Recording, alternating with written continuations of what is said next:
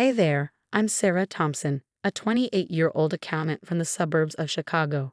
I was sitting at my desk, crunching numbers like any other day when my phone rang. It was a real estate agent asking about the sale of my grandma's house. Confused, I thought, what? That house has been in our family for generations, and as far as I knew, it wasn't for sale. I'm sorry, there must be some mistake. That house isn't on the market, I told the agent, my heart racing. Ma'am, I have the paperwork right here with your signature. My signature? Now I knew something was seriously wrong. I thanked the agent and hung up, my mind spinning. Immediately I called my sister, Emma. Hey, Em, quick question. You haven't heard anything about Grandma's house being sold, have you? There was a pause on the other end, too long of a pause. Oh, that, yeah, I was meaning to tell you about that. It's no big deal, really? No big deal? My blood started to boil. Emma had always been the golden child in the family, but this was crossing a line. How could she do something like this without even telling me? I couldn't sleep that night, my mind consumed with thoughts of Emma's betrayal. The next morning, I called Michael, my best friend, and filled him in on everything. This is serious, Sarah. We need to gather evidence, he said, his lawyer instincts kicking in. You're right, I'm going to start digging. Over the next few days, I became a detective. First stop, the lawyer's office where the sale documents were signed.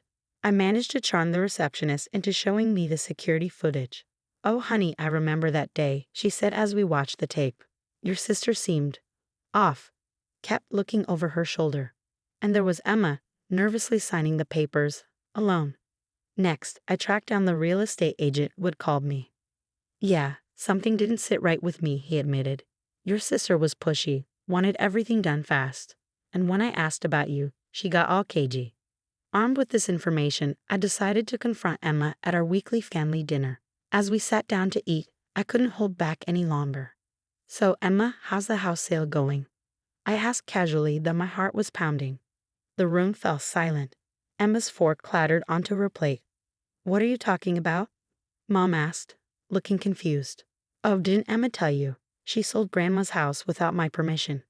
Dad's eyes widened. Is this true, Emma? Emma's face turned crimson. Fine, yes, I sold it. But I had to. You forged my signature, I shouted. You don't understand. I needed the money. I've sacrificed so much for this family. Mom jumped in. Emma, honey, what do you mean?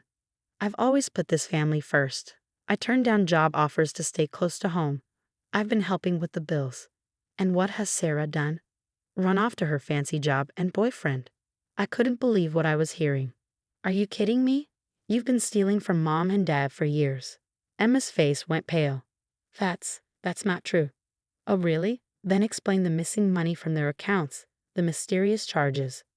Dad looked shocked. Emma, is this true? Emma burst into tears. You don't understand. I had debts. Uncle Frank said his investment was a sure thing. The truth came pouring out. Emma had been involved in Uncle Frank's shady schemes, losing thousands. She'd been stealing to cover her losses. And let's not forget how you sabotaged my job interviews, I added, the anger building inside me. What? I never. Cut the crap, Emma.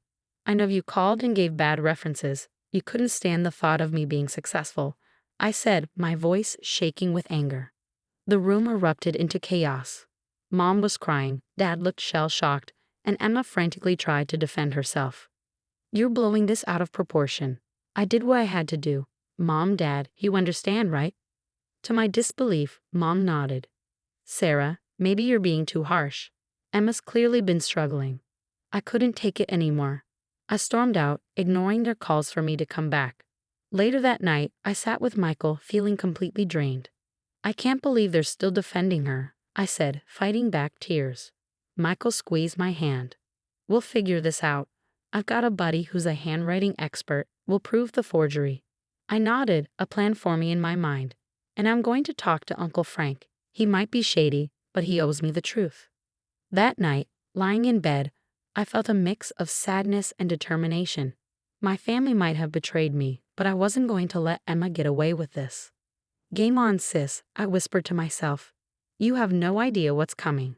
Emma had always been manipulative, but I never thought she'd go this far. It was time to beat her at her own game. The next day, I called her up, trying to sound casual. Hey, Em, can we talk? I've been thinking about everything and maybe I overreacted. Really? She replied, sounding suspicious.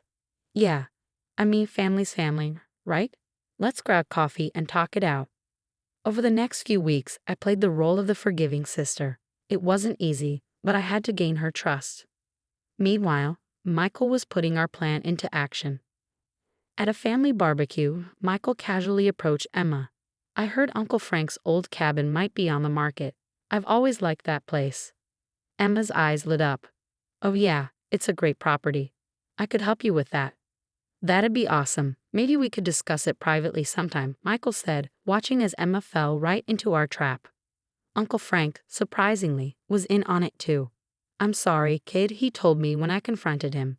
I never meant for it to go this far. I'll help you make it right. We set up a meeting between Emma and Uncle Frank, with Frank wearing a wire.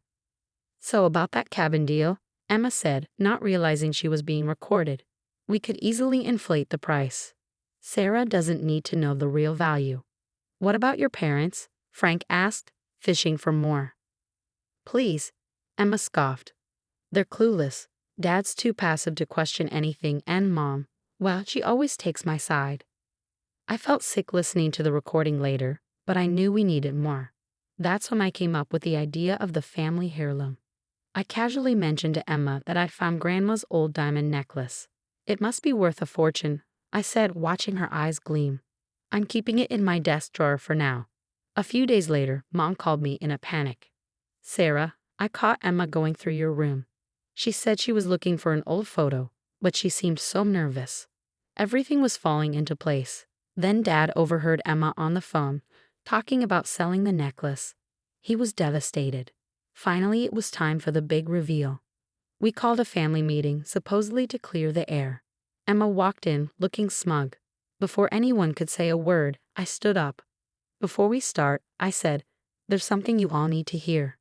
I played the recordings, showed the financial records, and presented statements from people Emma had manipulated over the years. Her face went from confusion to anger, then to fear.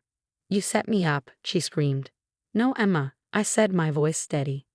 You did this to yourself. As the evidence mounted, her facade cracked completely. You think you're so perfect, don't you?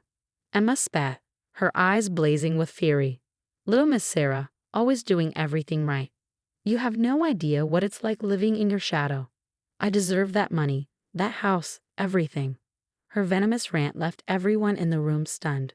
Mom sobbed quietly, Dad looked utterly broken, and Uncle Frank couldn't even bring himself to meet my eyes. Emma, hurling insults and threats, stormed out, slamming the door behind her. As the door shut, I felt an immense weight lift off my shoulders. The truth was finally out. Looking at my shattered family, I knew things would never be the same. But for the first time in years, I felt like I could breathe. The mask Emma had worn for so long was off. And now we all had to face the harsh reality of who she really was. The weeks that followed were a whirlwind of emotions, as if we were all waking up from a long, confusing dream. We're so sorry, Sarah, Dad said one evening, his voice thick with regret. We should have seen it sooner. Mom, her eyes filled with tears, nodded. We let Emma manipulate us for years. Can you ever forgive us? I appreciated their apology, but the wounds ran deep. I understand, I said softly. But I think we all need some space to process this. As for Emma, karma hit hard. The forged documents for Grandma's house were nullified, and the property was rightfully returned to me. Michael, ever the lawyer, was in full swing as he laid out the consequences to her. You're facing some serious charges. Fraud, forgery, theft. It's not looking good, Emma, he said. Emma's face was a twisted mix of anger and fear. This isn't fair. I was just trying to. Save it for the judge, I cut her off coldly. Uncle Frank, trying to save his own skin, had spilled everything about their shady dealings, and Emma's web of lies was unraveling fast. In the end, Emma was slapped with probation and hefty fines.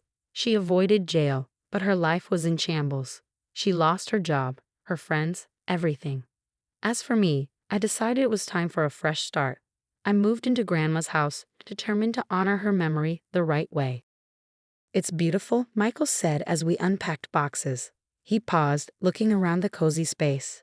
You know, this could be a great place to start our life together. I turned to him, surprised. Are you saying what I think you're saying? Without another word, he dropped to one knee, right there in the middle of the chaos. Sarah Thompson, will you marry me? Through happy tears, I said yes. Life started looking up after that. I got a promotion at work, throwing myself into new projects with renewed energy. Meanwhile, Emma's life became a cautionary tale. The last I heard, she was living in a tiny apartment, struggling to make ends meet. Part of me felt sad, but a bigger part of me knew she was finally facing the consequences of her own actions.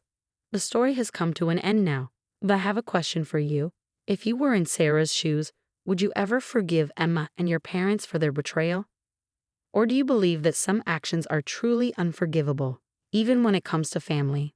Share your thoughts in the comments below. Your experiences and opinions matter, and they might help others dealing with similar situations. If you enjoyed this story of family drama and justice, don't forget to hit that like button. It really helps the channel grow.